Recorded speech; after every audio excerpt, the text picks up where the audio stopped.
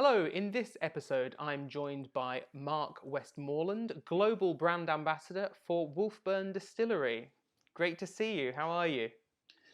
Fine, Chris, yourself? Very well, very glad that we're getting a chance to have a chat about Wolfburn because, to my shame, it is a distillery that I haven't yet managed to visit, even though I've been up that way a few times since it was built. I Oh, haven't had the time to get in, so it's one of my great shames. But for there's no excuse. There is no excuse. But for viewers who aren't familiar with the distillery, can you tell me a bit about Wolfburn, about when it was founded? Because obviously it's one of Scotland's newer distilleries, part of this new clutch of builds that's happened in the last 10 years. So can you tell me a bit Yeah, about that? yeah, certainly, Chris. Yeah, so Wolfburn Whisky, we're the most northerly whisky distillery on the mainland of the UK at the moment. We bagged that title from Old Pulteney when we came online in 2013. The good news for us, I suppose, is pass the baton on. Eight Doors Distillery will open in John O'Groats next year, so we'll pass that on to another far north distillery, which is great because we're trying to get folk up to the distillery. We're trying to make sure the tourist can come all the way up to the north of Scotland, the north of the Highlands. So Wolfburn Distillery was an old distillery. It lasted from about 1821 to about 1870, on and off, but we're not sure exactly when it went into rack and ruin. But it was named after the water source, the Wolfburn, the natural spring that rises on the moors. And in 2011, our owners, Harry and Andrew, decided to rebuild the Wolfburn Distillery. So they went to the old site. There was nothing left, unfortunately, apart from the foundation stones, the Caithness flagstones, which are world renowned. Caithness stone is world renowned for its quality and its sort of bedrock properties as well. The great news for them, the Wolfburn was still running. That natural spring was still there. And there was a new industrial estate getting built just along the side of the Wolfburn as well. So in 2012, they purchased a couple of plots of land and they submitted planning application to reawaken the Wolfburn name. And it was built between end of the summer 2012 to December 2012 by Forsyths of Rothes, the famous still makers. So not only did Forsyths build our famous stills, they built everything in the entire distillery. It was their first sort of project. We were their guinea pig so that they could put a blueprint across the world and say we can build a whisky distillery from scratch. So all credit to Richard Forsyth. He had just taken over the business from his father and he was wanting to make his own stamp on it as well. So everything in the distillery from scratch was done by Forsyths. And because it's a new build, it's modern and efficient. It was like Lego blocks at the beginning. Everything has a flow to it, so we didn't have to, manufacture different pieces of equipment to fit different rooms or to fit different buildings. Everything was done from scratch. So there's a lovely organisation and there's a lovely flow to the whole distillery. Sometimes it's been described as one of Scotland's ugliest distilleries, but on the outside it might look like a cattle shed, but when you tap the door and you come in, it's the beating heart. That's what you find inside. And it's like looking at people. It's not what you see on the outside, it's what's in the inside that counts. So yeah, we started production in 2013 and we're 7.5 years in now. We're producing about 125,000 litres of spirit every year, so a very, very small amount of spirit. But we store everything on site in traditional dunnage warehouses.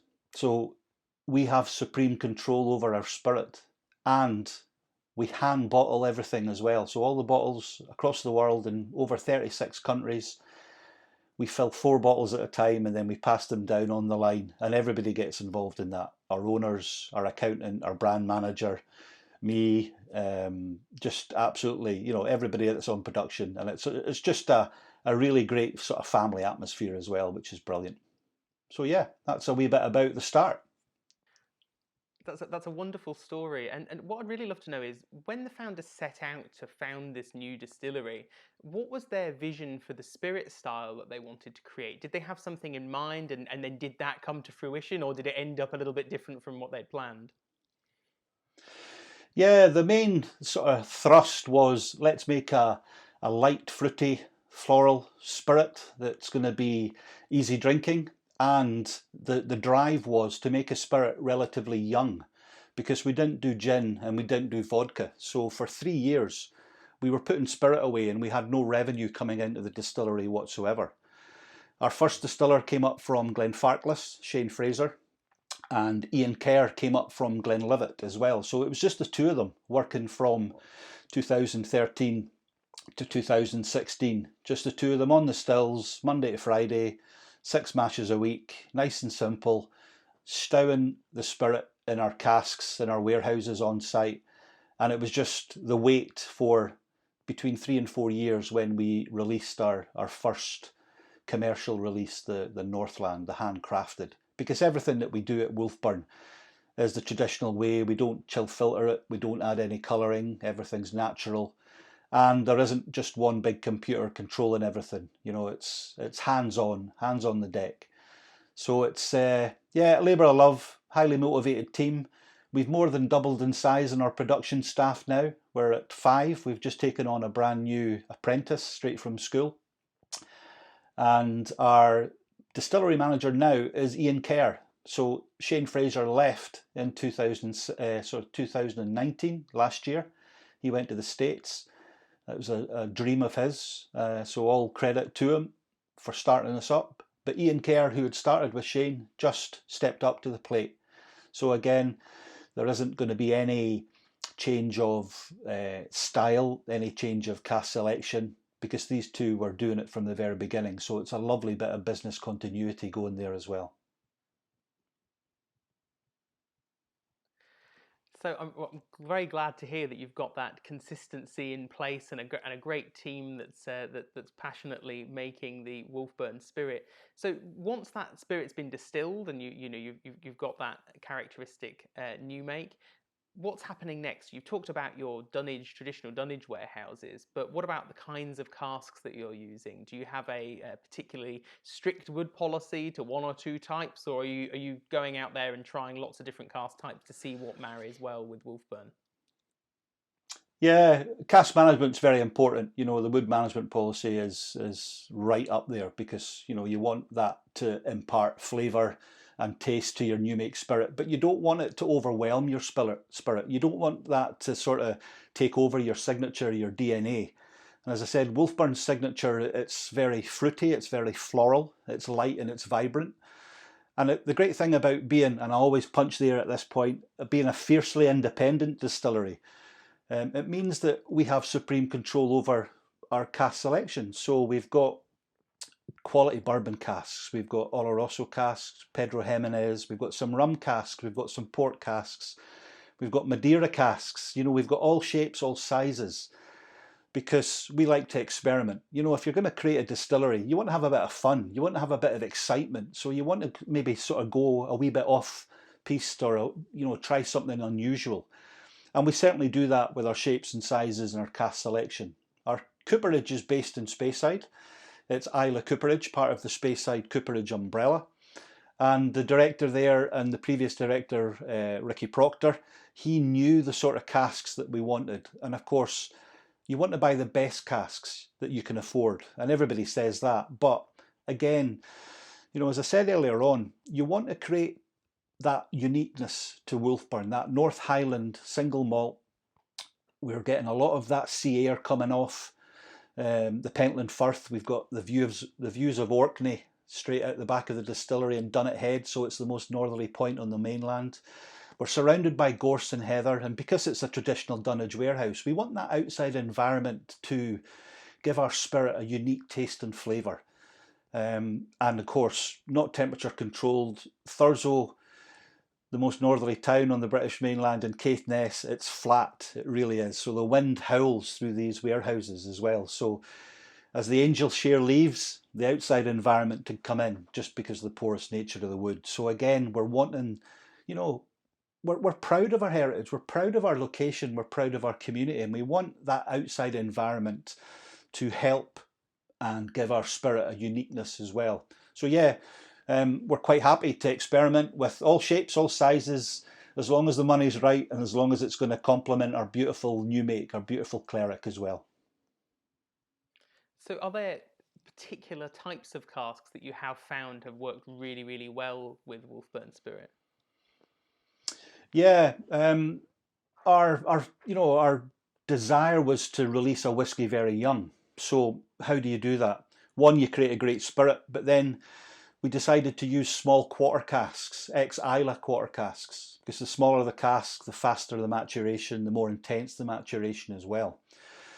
And our sherry hoggies, our 250-litre sherry hoggies are excellent for maturing our spirit as well. We've got some Oloroso sherry hoggies, we've got the big 500-litre butts and some even bigger sort of Methuselah sherry casks as well. But yeah, cask selection. The great thing about having everything on site as well, it means that you can just walk up to the dunnage warehouses and pop the bung and try them, as they're maturing. We don't send our spirit in tanker loads down to the central belt of Scotland to have it matured somewhere else. We want to remain in supreme control. The spirit that we're making is our baby. We want to see it grow. We want to nurture it. We want to protect it, and ultimately we want it to flourish when it hits the world. So there's maybe a wee bit OCD that we want to control everything, but it's like everything else. You keep your standards high, and it means that you don't have to worry about anybody else coming into the mix because we're doing everything ourselves. Totally handcrafted product. So you mentioned some ex-Islay quarter casks there. Now, presumably that's going to impart some degree of smokiness to the whiskies that are matured in those particular casks. Is that the only way that peat influence is being introduced to the Wolfburn spirit, or do you ever distill with peat? Yeah, the great thing about using these quarter casks, the previous occupant was an ex-Islay malt, which is great, so we use a non-peated spirit in these casks, and it just gives it just a little puff, a little sort of burnt match, sort of very sort of smokiness to it, which is great. We usually run the stills non-peated for the majority of the year, but for 2 months of the year, usually before the summer shutdown, we'll run the stills lightly peated. So we import our malted barley. It's 10 ppm, so 10 phenol parts per million. So it is a very, very lightly peated malted barley we use. However, we use it in our third core expression, which is the Morven. And we use 50% in these quarter casks and 50% in first fill bourbon casks. So there's a lovely balance of sweetness and smoke there, Chris. The great thing about using these quarter casks as well as a lightly peated spirit, it just gives it, again, just a wee bit more depth, a wee bit more resonance and a wee bit more sort of character. But it seems to work, so, why change things? Don't reinvent the wheel. So does all of that peated spirit go into that particular expression? So is it 100% made up of peated spirit, or do you sometimes blend that peated spirit into other expressions, or do you have plans to in the future so that you can have that little sort of background structure of sort of phenols and smoky character? Yeah, we don't just use that spirit for our core expression, because it's only a sixth of our yearly production, it's quite sought after. So we've managed to put it in some other sherry casks, we've managed to put it in some as yet to be revealed casks as well, just to see how it's going to go.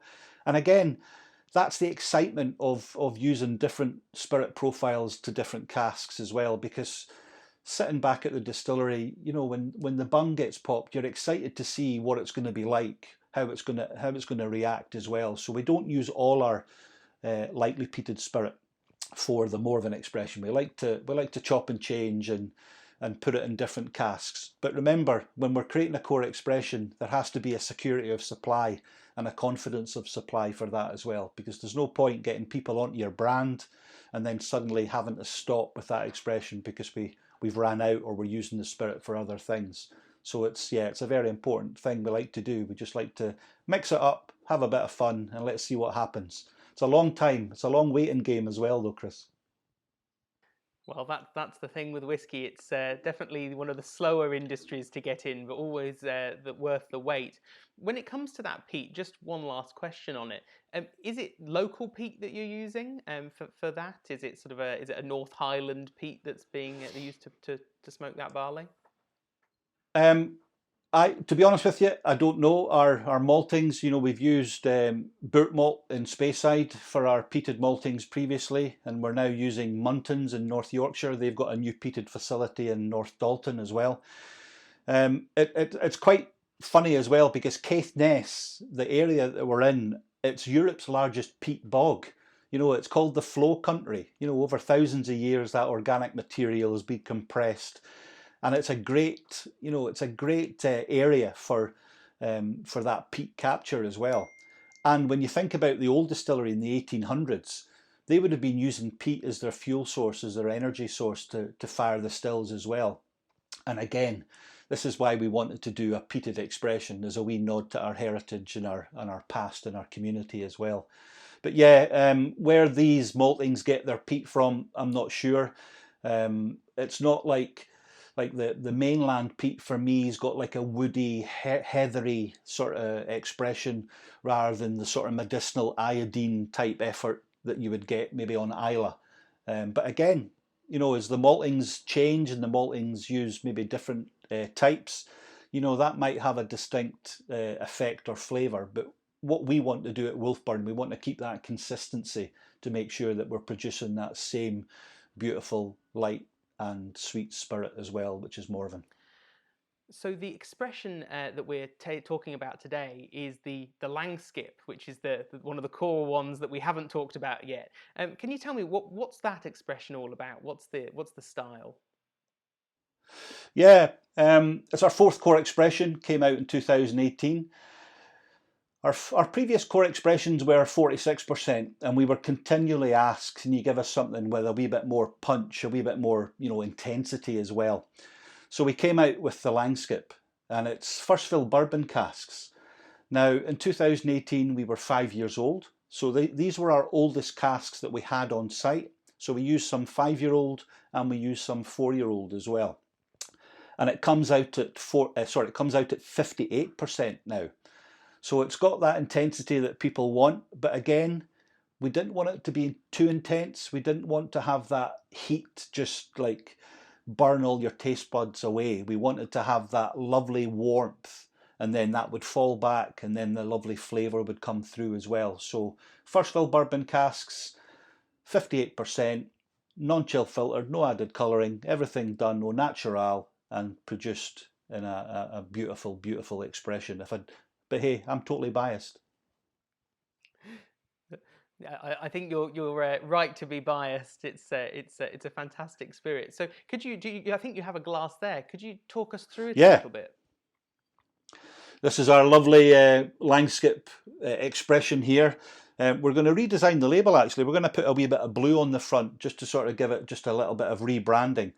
But this is our lovely Langskip here. This is, it's an absolute pleasure. The name Langskip comes from the Viking for longship, because Thurso was an old Viking settlement. It was an old Norse settlement.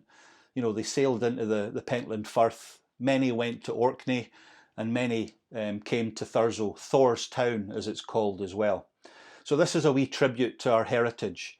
And it's like, if you can picture the Viking longship smashing through the waves, this is the effect that I feel that it gives you. It gives you that lovely splashing on the front of the pallet, the splash on the front of the prow of the boat. And then in its wake, you get a long lingering tail, a lovely long finish. And because it's first fill bourbon casks, you've got a lovely sort of vanillaed oak, that lovely sort of sweetness that you would expect from it as well. Maybe a bit of sort of lovely sort of green apples to it as well. Our new make spirit, for me, it's got very sort of tropical fruit flavours, like a very sort of sweet banana or pineapple-esque type syrup to it. And that's very evident in the Langskip because it's, as I say, first fill bourbon casks.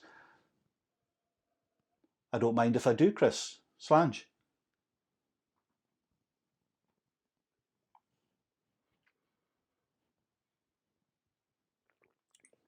I just like to chew that whisky, and you'll probably hear it in my voice as well as it slides down. The great thing about our spirit, although it's a young spirit, this is only 5 years old, it's not overly aggressive. It's not like a hot poker going down the throat.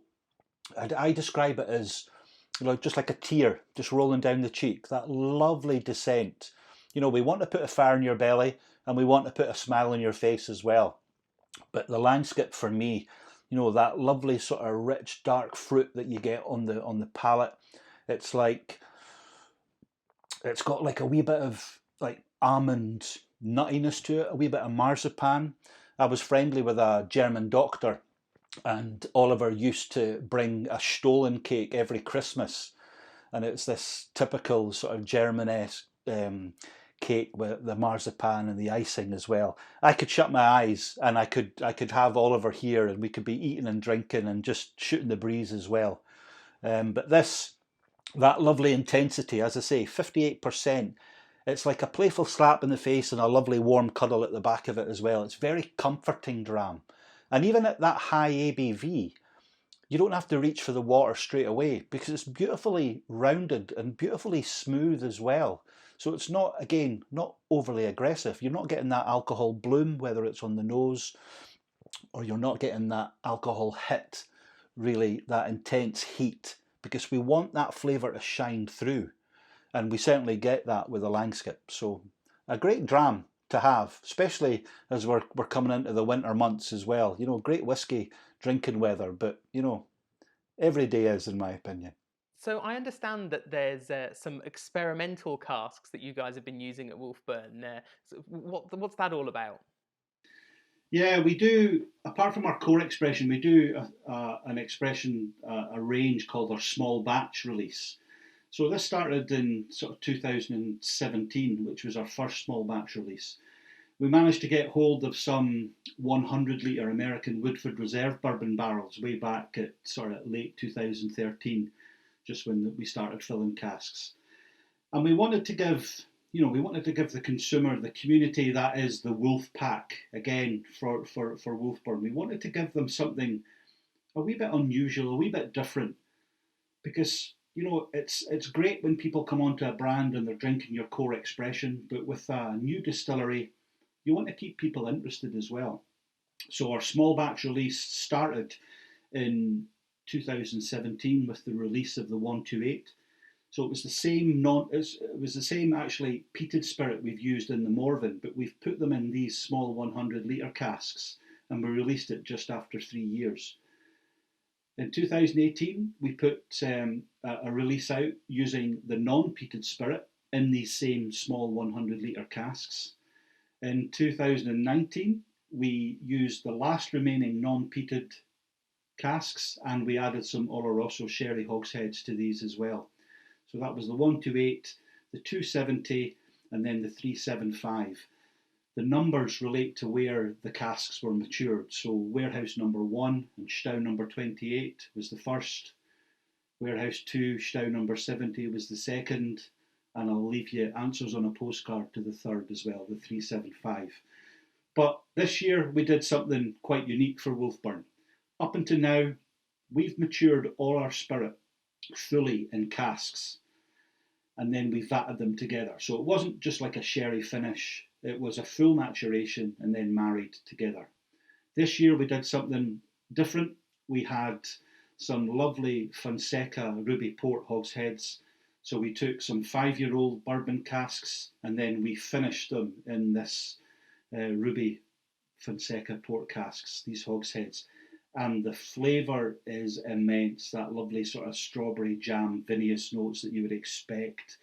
That lovely sort of port spice, and the colour, it's like a rosy hue, it's like that lovely pinkish blush as well. So in a glass, it's very attractive, but the flavour knocks it out of the park as well, which is exactly what we want. So that was our first ever finished whisky that we've done, and that was the batch 155. As luck would have it, in November, we're releasing our second small batch this year, which is another first for us. We usually have one every year, but this year we're going to have 2 because our Madeira cask finish is coming to fruition as well.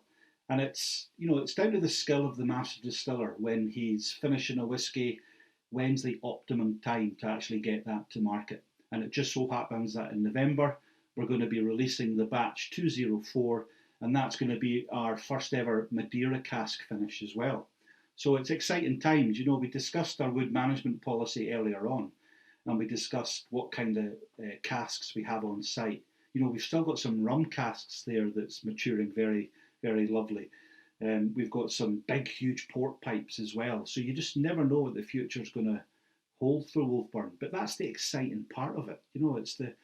It's the unknown, which means that it just keeps your interest. It keeps you captivated as well.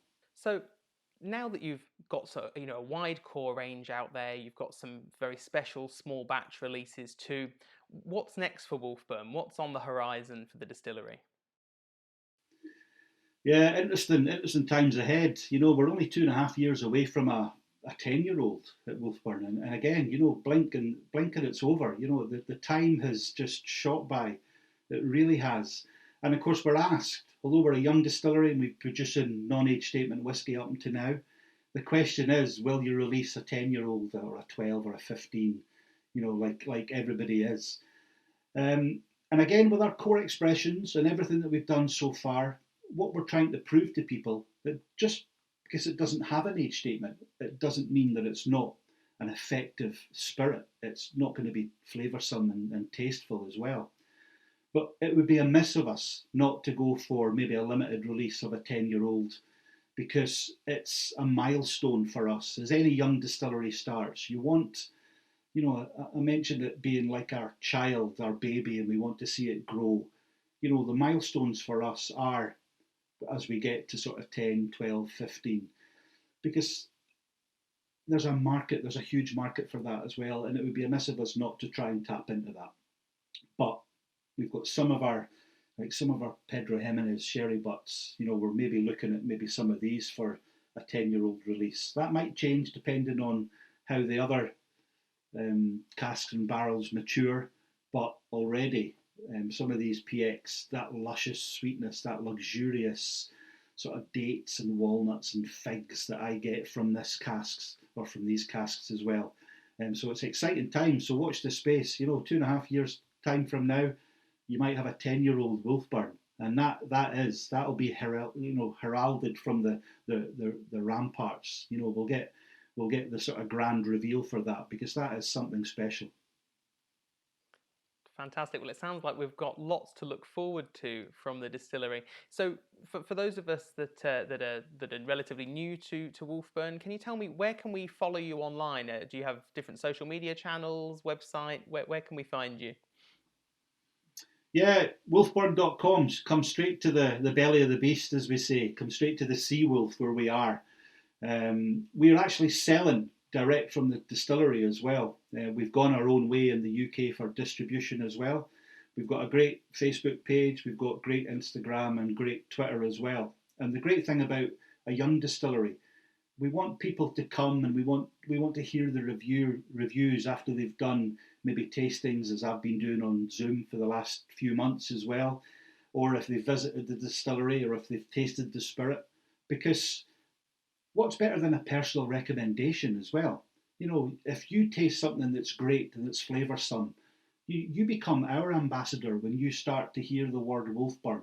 You'll go in and you'll say, oh, I was at a Zoom meeting, or I was tasting this at the distillery. And that is the great thing about our ethos. It's like a still pond, I describe it as. The Wolfburn stone just gets dropped in the middle, and you just watch the ripples go out. And as they go to the further extremities, they get bigger, they get bigger, they get bigger. And this is how we want to grow.